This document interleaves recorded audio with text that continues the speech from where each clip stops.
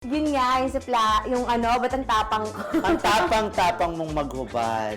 Hindi, kasi sa akin, yun nga, bukod sa, for me, it's an art. Nung college ako, so ano lang natin, kung bakit ko nga ba talaga gusto. Oo. Kasi, hindi ko alam kung alam pa to ng mga millennials ngayon, yung mga ano, Gen Z, yung White Castle.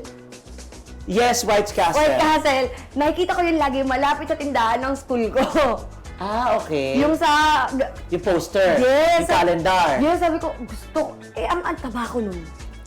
Ah, Sabi ko, gusto nagkaroon ko ka ng dyan ako. motivation. Yeah, gusto ko yan. Siya yung ginawa mong inspiration, Yeah. motivation para mag-sex ka, Tapos, para patunayan. Tapos doon ko nakita, nung nag-research ako, nakita ko si Aramina, sila Susan Roses, yung mga ganon. Rosana Roses. Ay, Rosana Roses, Oo. yun. Yung mga dating star na mga sexy star. Tapos doon ako nag-focus kay Aramina. So, kaya ko yan. Sabi ko. Tapos parang yun, doon ako nag-look up.